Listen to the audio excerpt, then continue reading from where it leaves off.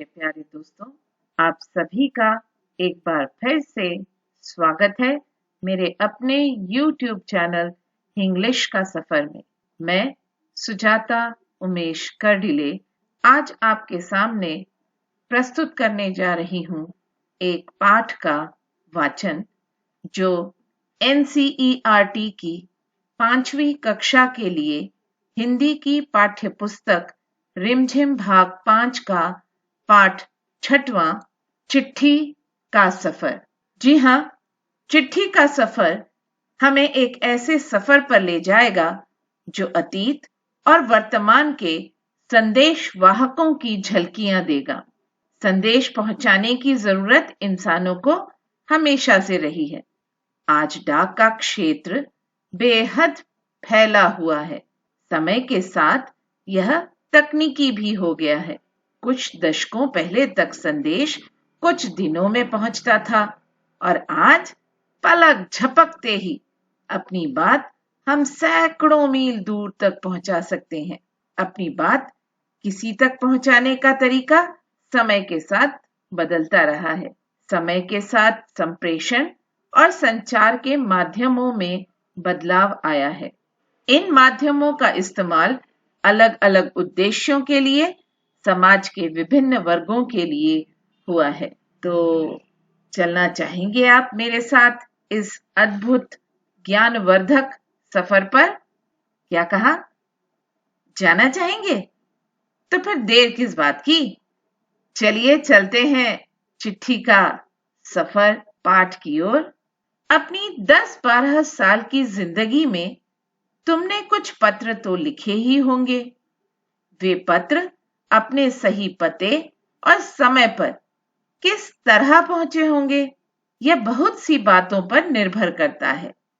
जैसे कि चिट्ठी किस स्थान से किस स्थान पर भेजी जा रही है, संदेश पहुंचाने की कितनी जल्दी है, तुमने पूरा और ठीक पता लिखा है कि नहीं, तुमने उस पर डाक टिकट लगाया है कि नहीं, आदि। अब प्रश्न यह उठते हैं कि आखिर चिट्ठी पर डाक टिकट लगाया ही क्यों जाए? पूरे और ठीक पते से क्या मतलब है? जरूरत पड़ने पर संदेश को जल्दी कैसे पहुंचाया जाए? स्थान बदलने से चिट्ठी के पहुंचने पर क्या असर पड़ता है? इनमें से कुछ सवालों के जवाब शायद तुम्हारे पास हो, खासकर तुम में से उनके पास जो डाक टिकटें इकट्ठा करने का शौक रखते हो। इन सवालों के जवाबों के लिए जरा नीचे दिए गए लिफाफों को गौर से देखो। दोनों पतों को दी गई जगह में लिखो। अब अगर आप देखेंगे तो पहला पत्र महात्मा गांधी जी के लिए है और पता है जहां हो वहां वर्धा, और दूसरा श्रीमान निदेशक महोदय, राष्ट्रीय शैक्षणिक अनुसंधान एवं प्रतिष्ठान परिषद का है। ये दोनों पते किस तरह से भिन्न हैं? गांधी जी को भेजे गए पत्र में पते की जगह पर लिखा है महात्मा गांधी, जहां हो वहां वर्धा, जबकि लिफाफे पर इमारत या संस्थान से लेकर शहर तक का नाम लिखा हुआ है। पते में सबसे छोटी भौगोलिक इकाई से शुरू करके बड़ी की ओर बढ़े हैं। छोटी से बड़ी भौगोलिक इकाई का मतलब यह हुआ कि घर के नंबर के बाद गली मोहल्ले का नाम, फिर गांव, कस्बे, शहर के जिस हिस्से में है उसका नाम, फिर गांव या शहर का नाम। शहर के नाम के बाद लिखे अंक को पिन कोड कहते हैं। हर जगह को एक पिन कोड दिया गया है। यह सोचने लायक बात है कि आखिर पिन कोड की जरूरत क्या है? हमारे देश में अनेक ऐसे कस्बे, गांव, शहर हैं जिनके नाम एक जैसे हैं। पते के बाद पिन कोड लिखने से गंतव्य स्थान का पता लगाने में डाक छांटने वाले कर्मचारियों को मदद मिलती है और पत्र जल्दी बांटे जा सकते हैं। पिन कोड की शुरुआत 15 अगस्त 1972 को डाक तार विभाग ने पोस्टल नंबर योजना के नाम से की।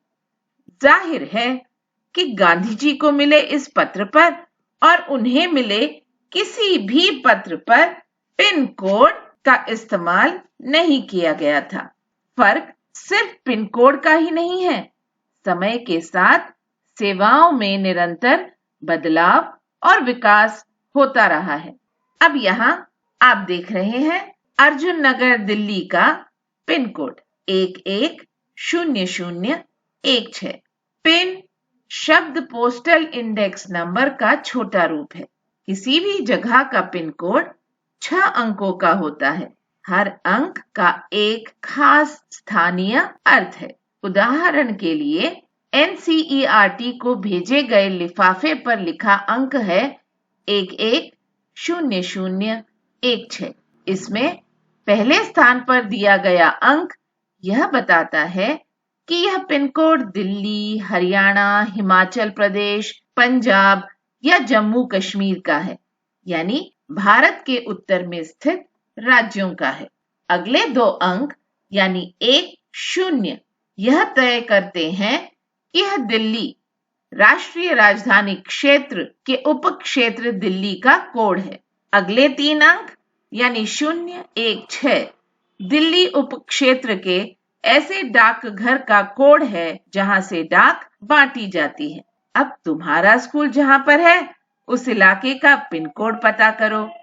अपने घर के इलाके का पिन कोड नंबर भी पता करो। पिन कोड की जानकारी डाकघर से प्राप्त की जा सकती है। डाकघरों में टेलीफोन डायरेक्टरी की तरह पिन कोड डायरेक्टरी भी मिलती है। तुम्हारे इलाके का पिन कोड तो तुम्हारे मोहल्ले में लगे लेटर बॉक्स पर भी लिखा होगा। प्रमुख जगहों, शहरों के पिन कोड नंबर तुम्हें कहां-कहां मिल सकते हैं, जरा सोचिए। टिकट संग्रह का शौक काफी लोकप्रिय है। धीरे धीरे इसमें टिकट संग्रह के अलावा डाक से जुड़ी और बहुत सी चीजें शामिल हो गई हैं। इसको डाक का विज्ञान कहना गलत नहीं होगा। क्या तुम जानते हो इस विज्ञान को क्या नाम दिया गया है? पता करो और यहाँ नीचे दिए गए जगह पर लिखो। बहुत पुराने समय में कबूतरों के द्वारा संदेश भेजे जाते थे। जब संदेश वाहक कबूतरों की बात हो रही है तो उन इंसानों की बात कैसे ना हो जो ऐसे समय से डाक पहुंचाने का काम करते रहे जब संचार और परिवहन के साधन बेहद सीमित थे। बात हो रही है उन हरकारों की जो पैदल ही आम आदमी तक चिट्ठी पत्री पहुंचाने का काम करते रहे। राजा महाराजाओं के पास घुड़सवार हरकारे हुआ करते थे। हरकारों को न सिर्फ हर तरह की जगहों पर पहुंचना होता था बल्कि डाक की रक्षा भी करनी होती थी। डाकू, लुटेरों या जंगली जानवरों की चपेट में आने का डर हमेशा बना रहता था। आज भी भारतीय डाक सेवा दुर्गम व पहाड़ी इलाकों तक डाक पहुंचाने के लिए हरकारों पर निर्भर करती है। जम्मू कश्मीर के लद्दाख खंड में पद्म, जंस्कार जैसी कई जगह हैं जहां हरकारे डाक पहुंचाते हैं। आजकल तो संदेश भेजने के नए नए और तेज साधन आसानी से उपलब्ध हो गए हैं। डाक बांटने में हवाई जहाज, पानी के जहाज और जाने कौन कौन से साधन इस्तेमाल किए जा रहे हैं। डाक विभाग भी पत्र, मनी ऑर्डर के साथ साथ ईमेल, बधाई कार्ड आदि लोगों तक पहुंचा रहा है। कबूतरों की उड़ान से लेकर हवाई डाक सेवाओं तक का सफर दिलचस्प करने वाला है। यह सोचकर आश्चर्य होता है कि कबूतर जैसा पक्षी संदेश वाहक भी हो सकता है। कबूतर की कई प्रजातियां होती हैं और ये सभी संदेश लाने ले जाने का काम नहीं कर सकती। गिरहबाज या हुमर वह प्रजाति है जिसे प्रशिक्षित करके डाक संदेश भेजने के काम में लाया जाता है। आखिर कबूतर अपना रास्ता ढूंढ कैसे लेता है? उन प्रवासी पक्षियों के बारे में सोचो और पता करो कि वे कैसे सैकड़ों मील का रास्ता और सही जगह तय कर पाते हैं। उड़ीसा पुलिस खास तौर पर हूमर कबूतरों का इस्तेमाल राज्य के कई दुर्गम इलाकों में संदेश पहुंचाने के लिए कर रही है। कानून व्यवस्था, संकट और अन्य मौकों पर संदेश के लिए ये कबूतर बहुत ही उपयोगी साबित हुए। कबूतरों की संदेश सेवा बहुत सस्ती है और उन पर खास खर्च नहीं आता है। इन कबूतरों का जीवन 15-20 साल होता है और 8-10 साल तक वे बहुत अच्छा काम करते हैं। स्वस्थ कबूतर एक दिन में 1000 किलोमीटर तक का सफर कर सकता है।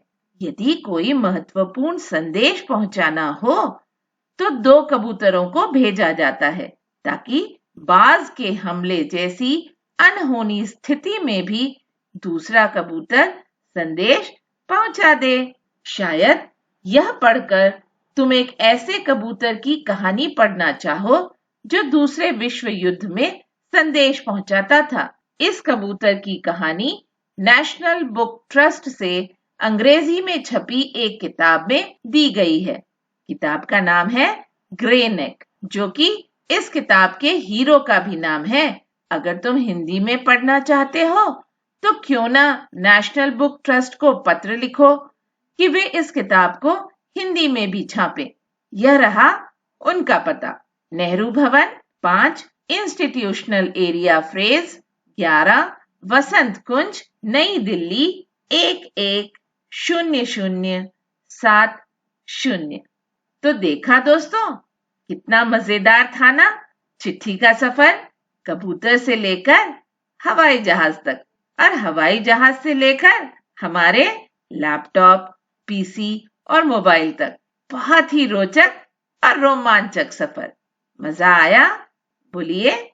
और अगर आपको मजा आया हो और आपको ये वीडियो अच्छा लगे तो इसे लाइक और शेयर जरूर करिए। और हाँ, अब तक अगर चैनल सब्सक्राइब नहीं किया तो तुरंत सब्सक्राइब कर लीजिए। मैं जल्द ही अगला वीडियो लेकर आपके सामने प्रस्तुत होंगी।